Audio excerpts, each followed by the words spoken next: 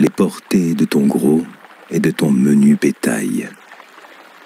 Toutes ces choses seront bénies. Ta corbeille et ta huche seront bénies. Tu seras béni à ton arrivée, et tu seras béni à ton départ. L'Éternel te donnera la victoire sur tes ennemis qui s'élèveront contre toi.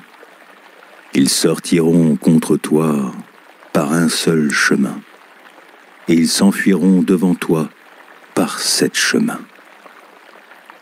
L'Éternel ordonnera à la bénédiction d'être avec toi dans tes greniers et dans toutes tes entreprises. Il te bénira dans le pays que l'Éternel, ton Dieu, te donne. Tu seras pour l'Éternel un peuple saint, comme il te l'a juré, lorsque tu observeras les commandements de l'Éternel, ton Dieu, et que tu marcheras dans ses voies. Tous les peuples verront que tu es appelé du nom de l'Éternel, et ils te craindront. L'Éternel te comblera de bien, en multipliant le fruit de tes entrailles, le fruit de tes troupeaux, et le fruit de ton sol, dans le pays que l'Éternel a juré à tes pères de te donner. L'Éternel t'ouvrira son bon trésor, le ciel, pour envoyer à ton pays la pluie en son temps, et pour bénir tout le travail de tes mains. Tu prêteras à beaucoup de nations, et tu n'emprunteras point. L'Éternel fera de toi la tête, et non la queue. Tu seras toujours en haut, et tu ne seras jamais en bas, lorsque tu obéiras aux commandements de l'Éternel, ton Dieu, que je te prescris aujourd'hui, lorsque tu les observeras et les mettras en pratique, et que tu ne détourneras ni à droite, ni à gauche, de tous les commandements que je vous donne aujourd'hui, pour aller après d'autres dieux et pour les servir.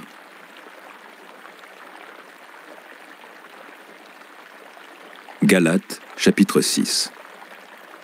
Frères, si un homme vient à être surpris en quelque faute, vous qui êtes spirituels, redressez-le avec un esprit de douceur.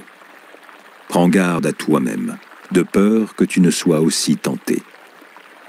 Portez les fardeaux les uns des autres, et vous accomplirez ainsi la loi de Christ.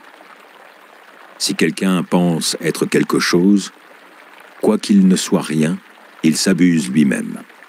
Que chacun examine ses propres œuvres, et alors il aura sujet de se glorifier pour lui seul, et non par rapport à autrui. Car chacun portera son propre fardeau.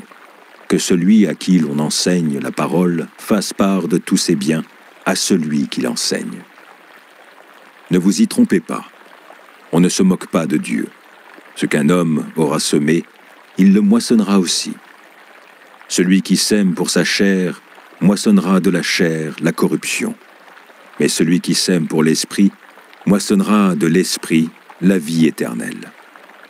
Ne nous lassons pas de faire le bien, car nous moissonnerons au temps convenable si nous ne nous relâchons pas. Ainsi donc, pendant que nous en avons l'occasion, pratiquons le bien envers tous, et surtout envers les frères en la foi. Voyez avec quelle grande lettre je vous ai écrit de ma propre main. Tous ceux qui veulent se rendre agréables selon la chair vous contraignent à vous faire circoncire, uniquement afin de n'être pas persécutés pour la croix de Christ. Car les circoncis eux-mêmes n'observent point la loi, mais ils veulent que vous soyez circoncis pour se glorifier dans votre chair. Pour ce qui me concerne, loin de moi la pensée de me glorifier d'autre chose que de la croix de notre Seigneur Jésus-Christ, par qui le monde est crucifié pour moi, comme je le suis pour le monde. Car ce n'est rien que d'être circoncis ou incirconcis. Ce qui est quelque chose, c'est d'être une nouvelle créature.